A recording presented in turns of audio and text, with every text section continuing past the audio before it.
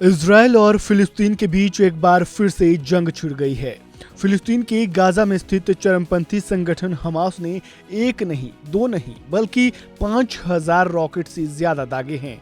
वहीं इजराइल ने भी फिलिस्तीन के खिलाफ युद्ध का ऐलान कर दिया है। लेकिन ये विवाद आज का नहीं, बल्कि इनके बीच के संघर्ष की कहानी करीब 100 साल पुरानी है।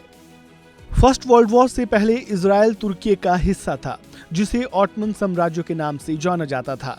फर्स्ट वर्ल्ड वॉर के दौरान तुर्की अपने मित्र राष्ट्रों के खिलाफ खड़े देशों के साथ चला गया, जिसके चलते तुर्की और ब्रिटेन के बीच तनाव पैदा हो गया। दोनों देशों के बीच युद्ध छिड़ गया और ब्रिटेन ने इस युद्ध को जीतकर ऑटमन साम्राज्य का अंत कर दिया। दूसरे विश्व युद्ध के बाद संयुक्त राष्ट्र ने एक प्रस्ताव लाकर दोनों ही देशों को अलग किया, जिसके बाद इजराइल पहली बार दुनिया के वजूद में आया। सन 1947 में संयुक्त राष्ट्र ने एक प्रस्ताव पारित किया, जिसका मूल रूप बंटवारे को लेकर था। ब्रिटिश राज पहले इस इलाके को दो भागों में बांट दिया गया। इसमें एक अरब इलाका और दूसरा यहूदियों का इलाका माना गया। जहां यहूदियों की संख्या ज्यादा है, उन्हें इजराइल दिया जाएगा। वहीं जहां अरब ज्यादा हैं, उन्हें फिलिस्तीन दिया जाएगा। तीसरा था यरूशलेम। यहाँ यहूदियों और फिलिस्तीन की संख्या बराबर थी, जिसके चलते इस पर अंतर्राष्ट्रीय नियंत्रण लागू किया गया।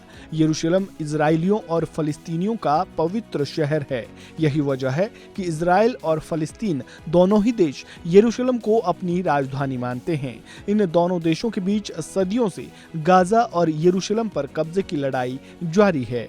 वहीं बात अगर इजराइल पर रॉकेट हमला करने वाले चरमपंथी संगठन हमास की करें, तो ये संगठन हमेशा इजराइल और फिलिस्तीन के बीच शांति प्रक्रियाओं का विरोध करता आया है।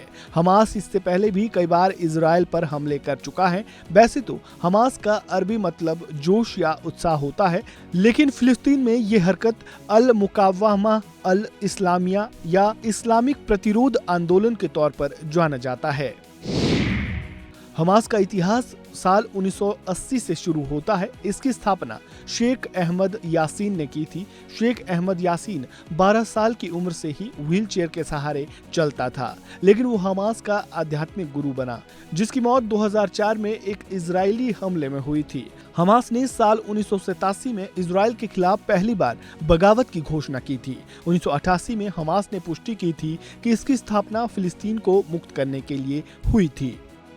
1990 के दशक में हमास ने एक हथियारबंद आतंकी संगठन की शक्ल अख्तियार की और आज की तारीख में वह फिलिस्तीन का सबसे ताकतवर राजनीतिक इकाई बनकर उभरा है।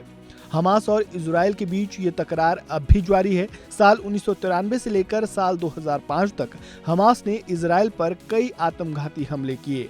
साल 2021 में भी हमास ने इजराइल पर रॉकेट हमले किए थे। हमास ने यरूशलेम पर लंबी दूरी के रॉकेट दागे थे।